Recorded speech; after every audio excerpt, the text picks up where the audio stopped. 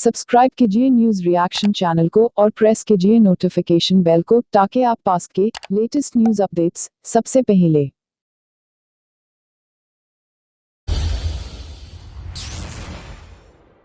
पूरे देश ने आज प्रधानमंत्री नरेंद्र मोदी जी का सफाई दिवस सुना। कहते हैं कि अपराध बड़ा हो तो सफाई भी बड़ी देनी पड़ती है और नरेंद्र मोदी जी आजकल यही कर रहे हैं। 31 दिन से हाड़ पिंगलाती और रूह कपकपाती सर्दी में देश का अन्नदाता किसान दिल्ली के दरवाजे पर न्याय की गुहार लगा रहा है। अब तक 44 किसानों की शहादत हो चुकी, मगर पूंजीपतियों की पिछलग्गू मोदी सरकार का दिल नहीं पसीजता। प्रधानमंत्री मोदी और भाजपा सरकार किसानों को थका दो और भगा दो की नीति पर काम कर रही है।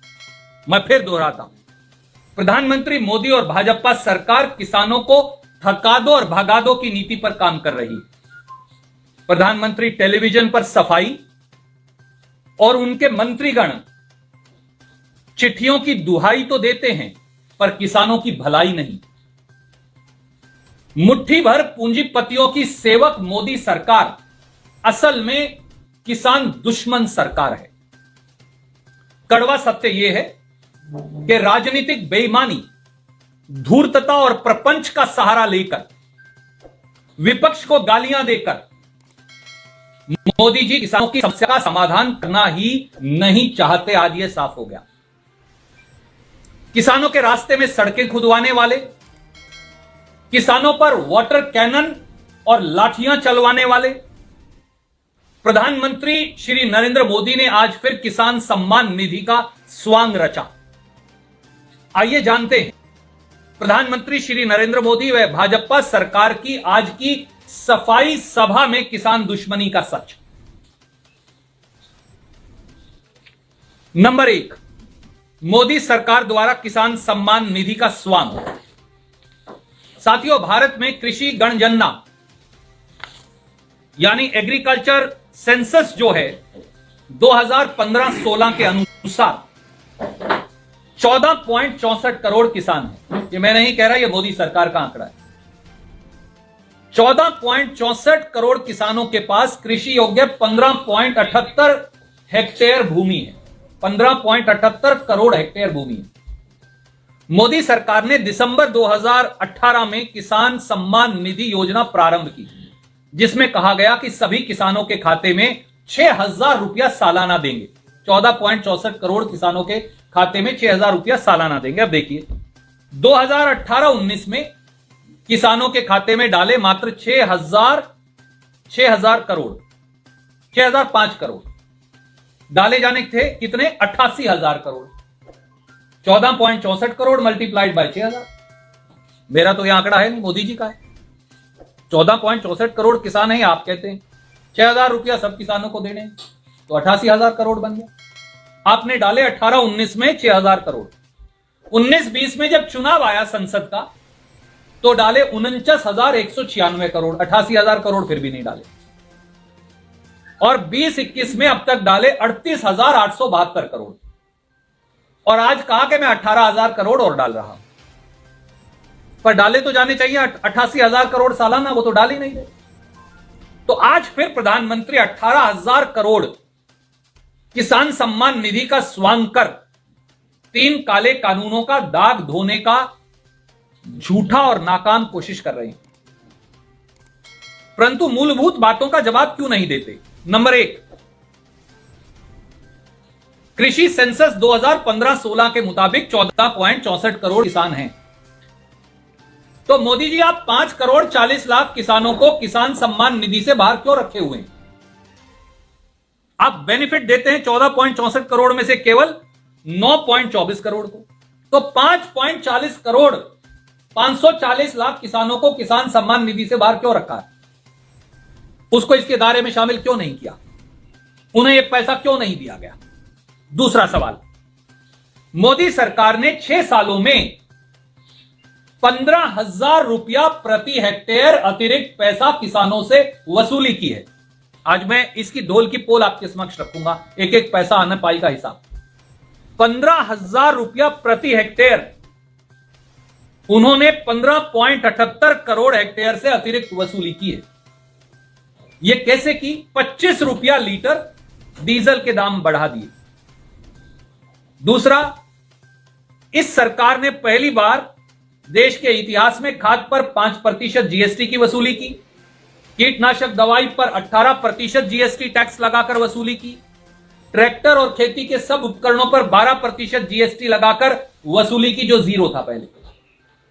यही नहीं, डीएपी खाद की कीमत 1,075 रुपया कट्टा से बढ़ाकर 1,450 रुपया कर दी।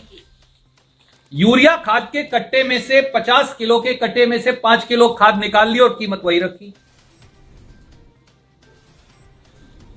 पोटाश का जो खाद का कट्टे का मूल्य है वो 450 से बढ़ाकर 969 रुपया कर दिया 6 साल में, और सुपर खाद के कट्टे की कीमत 260 रुपया से बढ़ा के 350 रुपए कर दी। इस प्रकार से 15,000 रुपया प्रति हेक्टेयर अतिरिक्त वसूली की सालाना। इसका मतलब 15.78 करोड़ हेक्टेयर भूमि पर 15,000 रुपया प्रति हेक्टेयर से हिसाब से हर साल मोदी जी 2,36,701 करोड़ रुपया वसूलते हैं और कहते हैं कि मैं 6,000 रुपया वापस दूंगा। तो आप 32,000 करोड़ रुपया वापस देते हैं और 2,36,000 करोड़ अतिरिक्त वसूलते हैं। यह किसान सम्मान निधि हमारे लिए जिंदगी का टोटा है, नुकसान है किसान के लिए, या फायदे का सौदा है? यह है किसान सम्मान निधि के स्वांग की सच्चाई, जो आज मोदी जी ने सफाई सभा की माध्यम से लोगों को दिखाई। एक और पहलू है, मोदी सरकार वो है जिन्होंने 6 साल से किसान की फसल पर मिलने वाले बोनस को बंद कर दिया। 12 जून 2014 को सत्ता संभालते ही 73 साल में देश के पहले प्रधानमंत्री हैं जिन्होंने पत्र लिखा हर राज्य को कि अगर किसान को चावल पर, धान पर, गेहूं पर या किसी और फसल पर बोनस दोगे तो हिंदुस्तान की सरकार खरीद नहीं करेगी। मैं उस पत्र की प्रतिलिपि आपको भेज रहा हूं, A1 संलग्न है। मोदी सरकार, नंबर तीसरा पहलू, मोदी सरकार ने सुप्रीम कोर्ट में कहा लागत पर 50% मुनाफा किसान को कभी नहीं दिया जा सकता, इससे बाजार भाव बिगड़ जाएंगे। फरवरी 2015 में मोदी सरकार ने सुप्रीम कोर्ट में शपथ पत्र देकर यह इंकार कर दिया। उस शपथ पत्र की प्रतिलिपि आपको मैं भेज रहा हूं। 6 फरवरी 2015 का वो शपथ पत्र है। मोदी जी सत्ता में आए ये कहकर लागत पर 50% मुनाफा दूंगा, और शपथ पत्र देकर 6 फरवरी 2015 को कहा यह कभी किसान को नहीं दिया जा सकता। चौथा पहलू, मोदी सरकार ने किसान के भूमि के उचित मुआवजा कानून को 3 अध्यादेश लाकर तब भी खत्म करने की साजिश की। दिसंबर 2014 में श्री राहुल गांधी के नेतृत्व में कांग्रेस ने निर्णायक लड़ाई लड़ी तो यह रुका, परंतु हरियाणा जैसे प्रांतों में चोर दरवाजे से खट्टर साहब ने वो मल्टीप्लिकेशन का फॉर्मूला ही खत्म कर दिया। पांचवां पहलू, मोदी सरकार का फरमान किसान को कर्ज माफी के नाम पर फूटी कोड़ी नहीं। आज बड़ी बड़ी ढींगे प्रधानमंत्री बरते हैं, प्रपंच और स्वांग करते हैं, विपक्षियों के बारे में उनसे गाली गलौज करते हैं, किसान को मरहम लगाने की बजाय केवल हमले बोलते हैं, घाव देते हैं। परंतु इसी मोदी सरकार ने जून 2017 में देश की संसद में कहा किसान का कर्ज माफ नहीं हो सकता, और उसी मोदी सरकार ने 6,66,000 करोड़ रुपया 6 साल में देश के चुनिंदा भगोड़े उद्योगपतियों का माफ कर दिया, जिसमें नीरव मोदी और विजय माल्या भी शामिल है। और आखिरी, फसल बीमा योजना की बड़ी दुहाई आज भी दी, पर फसल बीमा योजना प्राइवेट बीमा कंपनी मुनाफा योजना है। 2016 में खरीफ सीजन से प्रधानमंत्री ये लेकर आए और 2016 से 19 तक जितना बीमा प्रीमियम कंपनियों को दिया और जितना उन्होंने मुआवजा दिया उस पे 26,000 करोड़ उन्होंने मुनाफा कमाया। यह दुनिया की पहली स्कीम है जहां किसान को मुआवजा मिलने की बजाय बीमा कंपनियों को मुनाफा दिया जा रहा है। यह 26 करोड़ भी किसान की जेब में जा सकता था। मोदी जी, आप केरल का उदाहरण तो देते हैं लोगों को बरगलाने के लिए, पर यह नहीं बताते कि केरल में तो 3/4 फसल जो है वो है रबड़, कॉफी और नारियल। उन पर तो एमएसपी होता ही नहीं, क्योंकि कभी आपने हल्का मूठ पकड़कर खेती की होती, केरल जाकर केरल के किसान की समस्या समझी होती तो आपको मालूम होता। और वहां जो 1/3 धान होता है वो एमएसपी पर खरीदा जाता है। आपकी जर्नल नॉलेज खराब है प्रधानमंत्री जी, चेक कर लीजिए जरा।